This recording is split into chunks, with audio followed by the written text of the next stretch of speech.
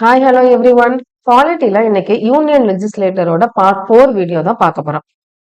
இந்த வீடியோ பார்க்கறதுக்கு முன்னாடி ஆல்ரெடி பார்ட் 1, பார்ட் 2, பார்ட் 3ல என்ன டிஸ்கஸ் பண்ணோம் அப்படிங்கிறத லைட்டா ஒரு ஓவர்வியூ மாதிரி பார்த்துட்டு நம்ம கிளாஸ்க்குள்ள போகலாம். பார்ட் 1 வீடியோல நம்ம இதெல்லாம் பத்தி தான் டிஸ்கஸ் பண்ணோம். யூனியன் லெஜிஸ்லேச்சர்னா என்ன, பார்லிமெண்டோட அமைப்பு எப்படி இருந்துச்சு, லோக்சபா ராஜ்யசபாவோட அமைப்பு எப்படி இருந்துச்சு, ஒவ்வொரு மெம்பர்ஸையும் எந்த தேர்தல் முறையில செலக்ட் பண்றாங்க அப்படிங்கிறதையும் பார்த்தோம். லோக்சபாவை தனியா பார்த்தோம், ராஜ்யசபாவை தனியா பார்த்தோம். அங்க இருக்கக்கூடிய மெம்பர்ஸோட பதவி காலம் என்ன அப்படிங்கறத டீடைலா பார்ட் 1 வீடியோல பார்த்தோம். பார்ட் 2 வீடியோல பாராளுமன்ற உறுப்பினர்களை பத்தி டீடைலா பார்த்தோம். அவங்களோட குவாலிபிகேஷன் என்ன, டிஸ்குவாலிபிகேஷன் என்ன, அவங்களோட இடம் எப்படி காலி ஆகுறது, என்ன உறுதிமொழி எடுக்கிறாங்க, அவங்களோட சேலரி என்ன அப்படிங்கறத பத்தி டீடைலா பார்ட் 2 வீடியோல பார்த்தோம். பார்ட் 3ல என்ன பார்த்தோம், நாடாளுமன்றத்தோட தலைமை அதிகாரிகள் பத்தி தான் பார்த்தோம். லோக்சபால ஒரு 4 தலைமை அதிகாரிகள் இருக்கிறாங்க. அதே மாதிரி ராஜ்யசபால ஒரு 4 தலைமை அதிகாரிகள் இருக்கிறாங்க. இவங்களை பத்தி தான் நம்ம டீடைலா பார்த்தோம். யாரெல்லாம், speaker, deputy speaker, panel of chairperson of Lok Sabha, speaker pro tem. அதே மாதிரி ராஜ்யசபால chairman, deputy chairman, panel of vice chairman of Rajya Sabha. இவங்களை பத்தி எல்லாம் தான் நம்ம டீடைலா பார்ட் 3 வீடியோல பார்த்தோம். இன்னைக்கு பார்ட் 4ல நம்ம என்னெல்லாம் பார்க்க போறோம், பாராளுமன்றோட அமர்வுகள், அதாவது செஷன். ஒரு வருஷத்துல என்னென்ன செஷன்லாம் இருக்கு, அதோட டைப்ஸ் என்ன அப்படிங்கறத நம்ம டீடைலா பார்க்க போறோம். அந்த டைப்ல 3 டைப் ரொம்ப ரொம்ப இம்பார்ட்டன்ட். Budget, monsoon, winter. இந்த பட்ஜெட் செஷன்ல பட்ஜெட் டிஸ்கஸ் பண்ணுவாங்கல்ல, அந்த பட்ஜெட்டரி ப்ராசஸ பத்தியும் நம்ம டீடைலா பார்க்க போறோம். அதுக்கப்புறம் அது போக இந்த 3 செஷன் போக ஸ்பெஷல் செஷன் ஒண்ணு இருக்கு, லேம் டக் செஷன் ஒண்ணு இருக்கு. இத பத்தி எல்லாம் தான் இன்னைக்கு கிளாஸ்ல நமக்கு டிஸ்கஸ் பண்ண போறோம். ஃபர்ஸ்ட் செஷன் ஆஃப் பார்லிமெண்ட், பாராளுமன்ற அமர்வுகள். செஷன் அப்படிங்கிறது என்னன்னா, அந்த வருஷத்துல பாராளுமன்றத்துக்குன்னு ஒரு சில வேலைகள்லாம் இருக்கும். அந்த வேலைகளை பண்றதுக்கு கூட்டக்கூடிய அமர்வுகள் தான் செஷன் ஆஃப் பார்லிமெண்ட், பாராளுமன்ற அமர்வுகள் அப்படின்னு அர்த்தம். சோ இந்த செஷனுக்குள்ள என்னென்ன ப்ராசஸ்லாம் நடக்கு அப்படிங்கறத பத்தி நம்ம டீடைலா அடுத்த வீடியோல பார்ப்போம். பார்ட் 5 வீடியோல டீடைலா பார்ப்போம். இப்போ பார்ட் 4ல நம்ம இந்த செஷனை பிளஸ் அது ஒவ்வொரு டைப்லயும் என்னென்ன பண்ணுவாங்க, அதுல பட்ஜெட்டை பத்தி தான் இன்னைக்கு ரொம்ப டீடைலா நம்ம பார்க்க போறோம். ஏன்னா பட்ஜெட் அப்படிங்கிறது ரொம்ப இம்பார்ட்டன்டான டாபிக். அதுல இருந்து கொஸ்டினும் அடிக்கடி கேட்பாங்க. கரண்ட் அஃபேர்ஸ் ரிலேட்டடாவும் ரொம்ப இம்பார்ட்டன்ட். ஸோ பட்ஜெட்டோட ப்ராசஸ் என்ன அப்படின்னு நம்ம தெரிஞ்சுக்கிட்டோம்னா, அடுத்த கரண்ட் அஃபேர்ஸ் வரும்போது நம்ம அதோட ரிலேட் பண்ணி படிக்கிறதுக்கு ரொம்ப ஈஸியா இருக்கும். ஓகே, இப்போ செஷன் அப்படின்னா என்னன்னு உங்களுக்கு தெளிவா புரிஞ்சிருக்கும். அடுத்து இதோட டைப்ஸ். ஒரு 3 டைப் வந்து ரொம்ப இம்பார்ட்டன்ட். என்னெல்லாம் அப்படின்னா, budget session February to May, அடுத்து மான்சூன் செஷன் பருவமழை அமர்வு ஜூலை டு ஆகஸ்ட். இது ஒரு சில இதுல ஆகஸ்ட்னு கொடுத்திருக்காங்க, ஒரு சில இதுல செப்டம்பர்னு கொடுத்திருக்காங்க. ஸோ இதுல எது வந்தாலும் நமக்கு கரெக்டா தான் இருக்கும்.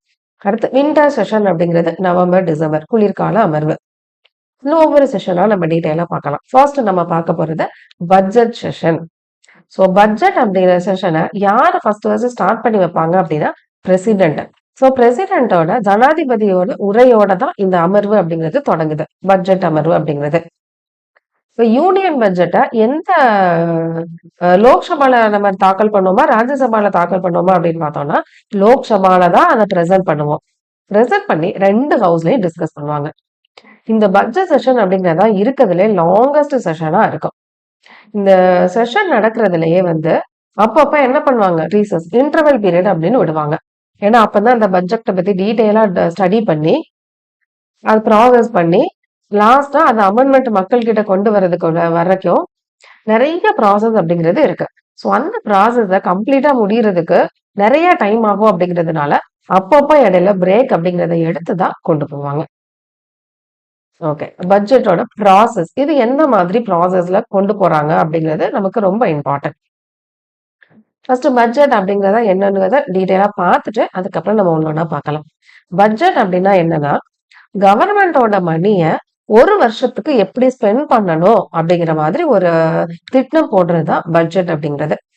இப்ப நம்ம வீட்லயே வந்து பட்ஜெட்னா என்ன பண்ணுவோம், நமக்கு வரக்கூடிய வருவாய் என்ன, செலவுகள் என்ன அப்படிங்கறத கால்குலேட் பண்ணிட்டு அதுக்கு ஏத்த மாதிரி நம்ம அடுத்த ஒரு வருஷத்துக்கோ இல்ல ஒரு மாசத்துக்கோ பிளான் அப்படிங்கிறத பண்ணுவோம். அதே மாதிரி இவங்க ஒரு வருஷத்துக்கு அந்த பிளான் பண்ணிடுறாங்க. அவங்க இருக்கக்கூடிய மணியை வச்சு எவ்வளவு வரும், எவ்வளவு நமக்கு செலவு இருக்கு அப்படிங்கறத எல்லாத்தையும் கால்குலேட் பண்ணி பட்ஜெட் அப்படிங்கறத தாக்கல் பண்றாங்க. சோ இது பண்ணும்போது அவங்க என்னெல்லாம் எடுத்துப்பாங்க, என்னென்ன விஷயங்கள்லாம் அவங்க நோட் பண்ணிப்பாங்க. ஃபர்ஸ்ட் அவங்களுக்கு எவ்வளவு வருமானம் வருது, ரிசீப்ட்ஸ்ங்கிறது ரெவென்யூ. அப்புறம் எவ்வளவு நம்ம செலவு பண்றோம் அப்படிங்கறத பேஸ் பண்ணி தான் பட்ஜெட் அப்படிங்கறத அவங்க ரெடி பண்றாங்க. இப்போ ஒரு ஃபினான்ஷியல் இயர் அப்படிங்கிறது என்னது, ஏப்ரல் 1ல இருந்து 31 மார்ச். ஏன்னா 1 இயர் அப்படிங்கிறது நம்ம ஜான்வரி 1ல இருந்து டிசம்பர் 31 அப்படிங்கிற மாதிரி அப்படிங்கிற மாதிரி எடுத்துக்க கூடாது. ஃபினான்ஷியல் இயர் என்னது, ஏப்ரல் 1ல இருந்து 31 மார்ச். அப்ப இந்த ஒரு வருஷத்துக்கான பட்ஜெட்டை தான் அவங்க தாக்கல் பண்ணுவாங்க. இதுல நீங்க இத வந்து கண்டிப்பா நோட் பண்ணிக்கணும். இந்தியன் கான்ஸ்டிடியூஷன்ல பட்ஜெட் அப்படிங்கிற வேர்டே இருக்காது. அதுக்கு பதிலா ஆர்டிகிள் 112ல என்ன சொல்லியிருப்பாங்க, பட்ஜெட்ட ஆனுவல் பினான்சியல் ஸ்டேட்மெண்ட் அப்படின்னு தான் சொல்லியிருப்பாங்களே தவிர பட்ஜெட் அப்படிங்கிற வார்த்தையை யூஸ் பண்ணிருக்க மாட்டாங்க. இதேதான் தமிழ்லயும். பட்ஜெட் அப்படிங்கிறது என்னது, ஒரு வருடத்திற்கான அரசாங்கத்தின் பணத்திட்டம். அவங்க இருக்கக்கூடிய பணத்தை எந்த மாதிரி செலவு பண்ணணும், எப்படி அவங்களுக்கு வருமானம் வருது அப்படிங்கிற மாதிரி எல்லாத்தையும் திட்டமிடுறதுதான் அந்த பட்ஜெட் அப்படிங்கிறது. இதுல என்னென்னலாம் அவங்க எடுத்துப்பாங்க, எவ்வளவு பணம் அவங்களுக்கு வரும் அப்படிங்கிறத கால்குலேட் பண்ணிப்பாங்க. வருவாய், அதாவது டாக்ஸ் எல்லாம் கலெக்ட் பண்ணுவாங்கல்ல, ஏன்னா டாக்ஸையும் விதிக்கக்கூடியது அவங்க தானே. சோ அப்ப எவ்வளவு வருவாய் வரும் அப்படிங்கறத அவங்க ஈஸியா கால்குலேட் பண்ணிக்கலாம். அந்த மாதிரி எவ்வளவு வந்து அவங்க செலவு பண்ண வேண்டியது இருக்கு அப்படிங்கிறதையும் எடுத்துப்பாங்க. இதை பேஸ் பண்ணி பட்ஜெட் அப்படிங்கிறத தாக்கல் பண்றாங்க. இப்போ ஒரு வருடம் அப்படிங்கிறது என்னது, நிதியாண்டு ஏப்ரல் 1ல இருந்து அடுத்த வருஷம் மார்ச் 31 வரைக்கும். இப்ப பட்ஜெட் அப்படிங்கிற வார்த்தை நம்மளோட இந்திய அரசியலமைப்புல குறிப்பிட்டிருக்காது.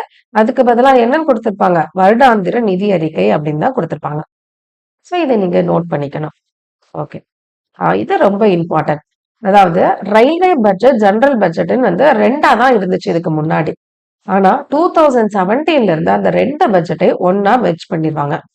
யாரோட ரெக்கமெண்டேஷன்ல, பிபிக் டெர்பாய் கமிட்டி அவங்களோட ரெக்கமெண்டேஷன்ல தான் இந்த ரெண்டு பட்ஜெட்டை என்ன பண்ணிடுறாங்க, ஒரே பட்ஜெட்டா கொண்டு வந்துட்டாங்க. அப்போ ஒரே பட்ஜெட்ல எல்லாத்துக்குமானதை பத்தி டிஸ்கஸ் பண்ணிடுவாங்க.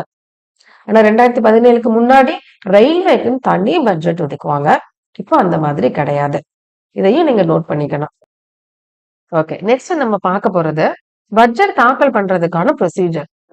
அதுக்கு ஒவ்வொரு ஸ்டெப் பை ஸ்டெப்பா தான் ப்ரொசீஜர் அப்படிங்கிறத ஃபாலோ பண்ணுவாங்க.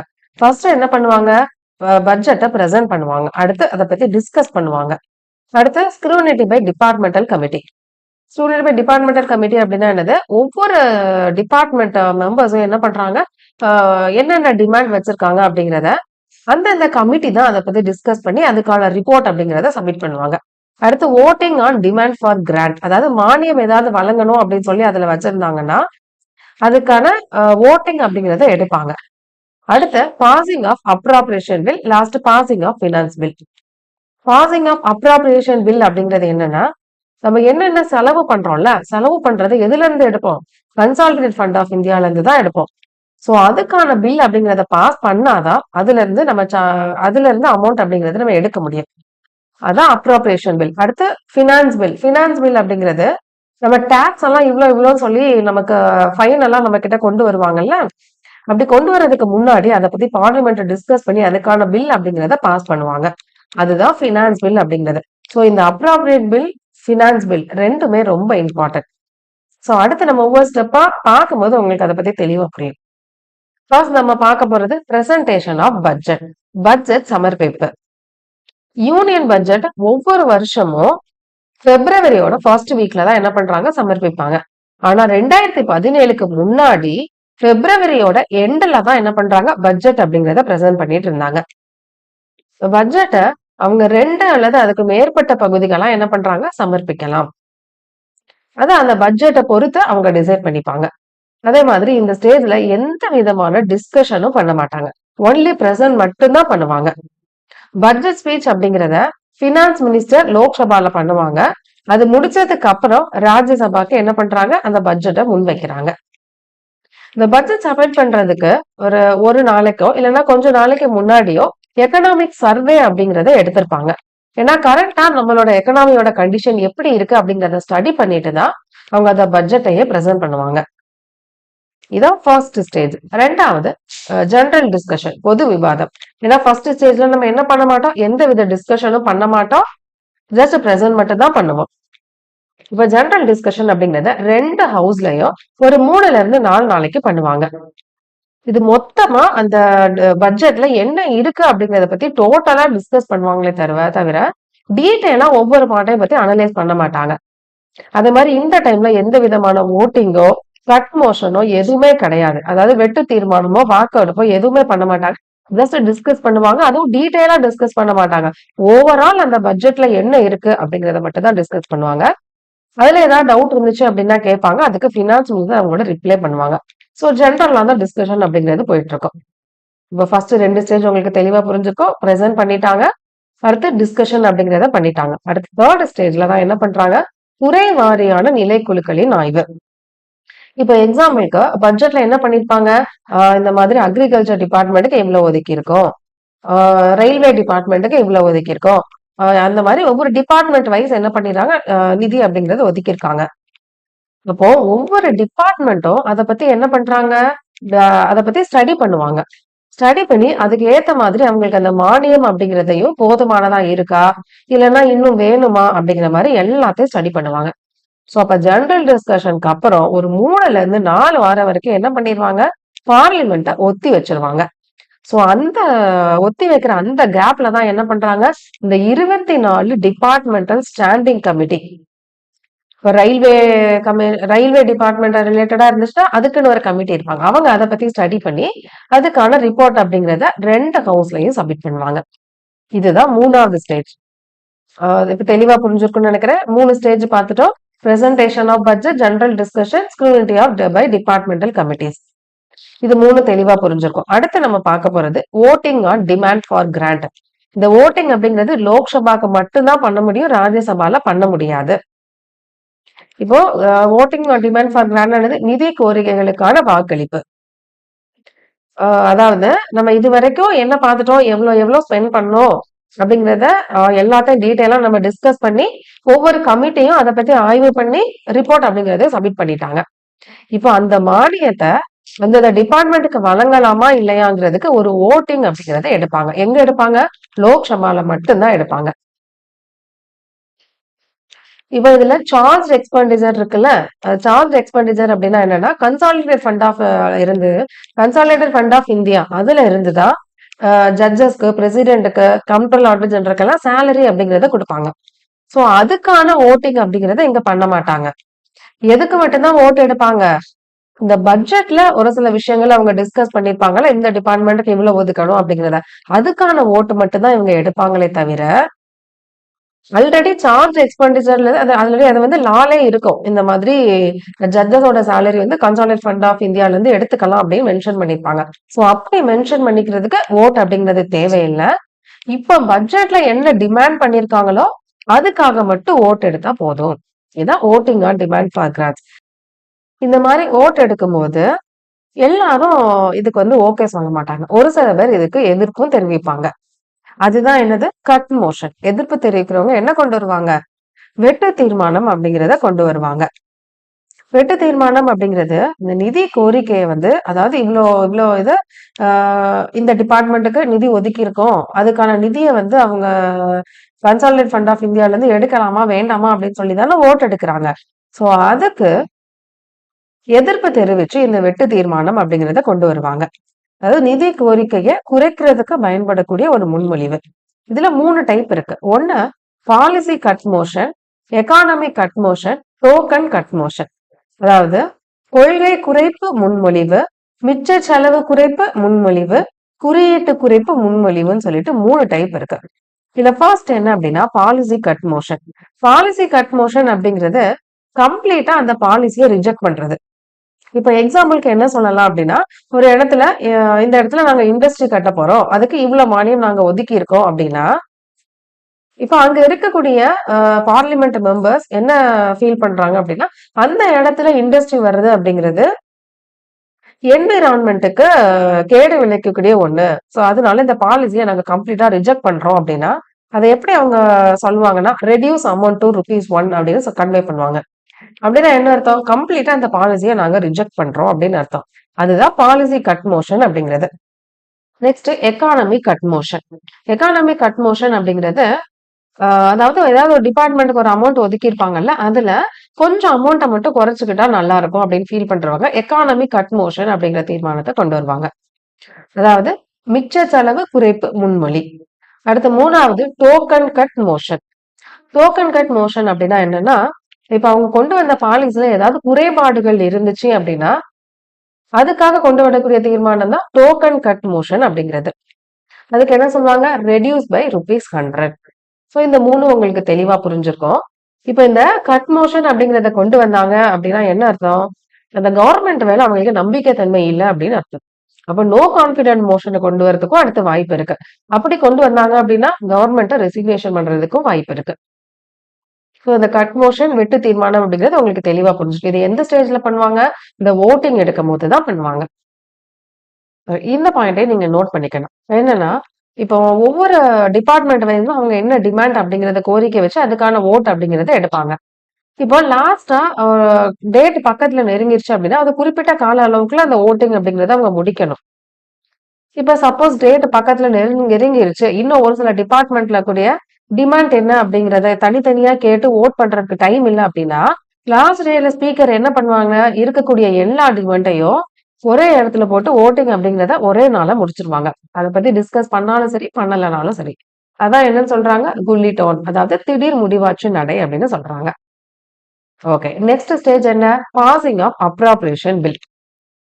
இந்த ஸ்டேஜ் ரொம்ப இம்பார்ட்டன்டான ஸ்டேஜ்.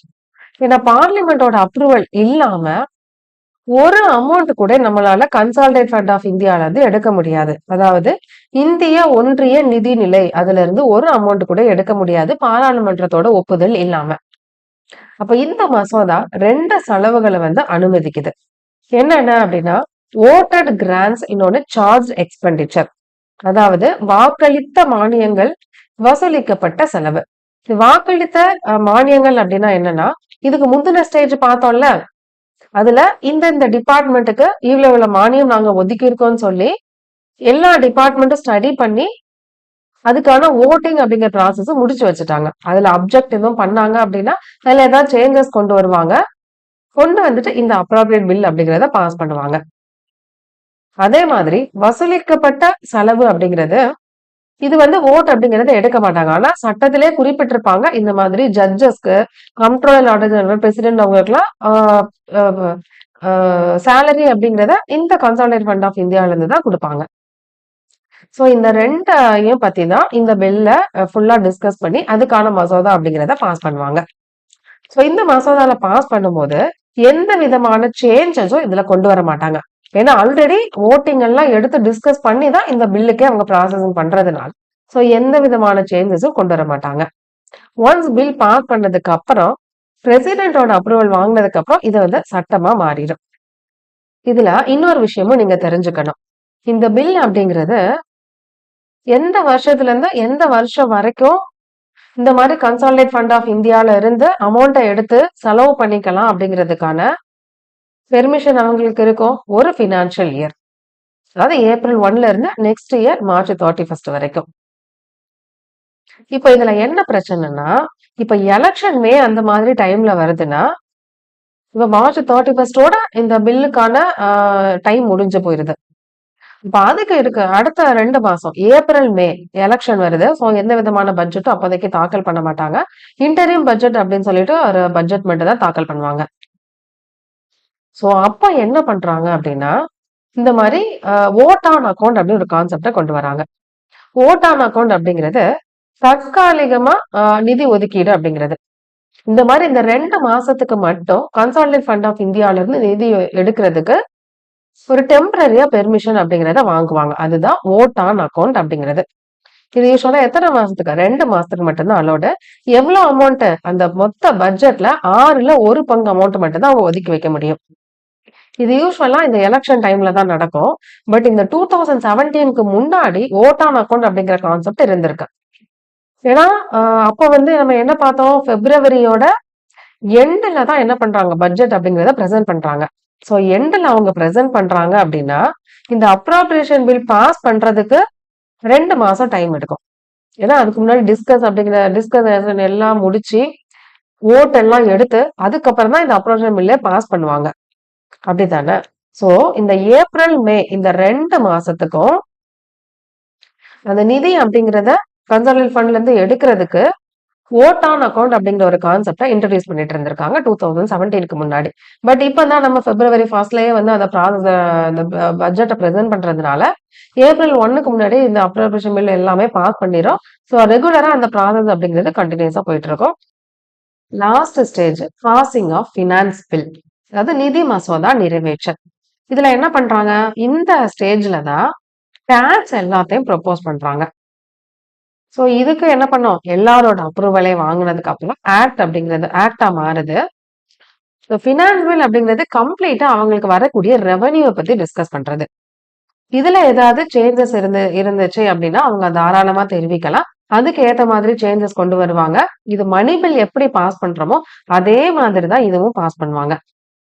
ஸோ இந்த ஃபினான்ஸ் பில் பாஸ் பண்றதுக்கான ப்ரொசீஜர் என்ன அப்படிங்கிறத நம்ம பார்ட் 6 வீடியோல பார்ப்போம். ஸோ அப்போ நீங்க இதை பத்தி டீட்டெயிலா தெரிஞ்சுக்கலாம்.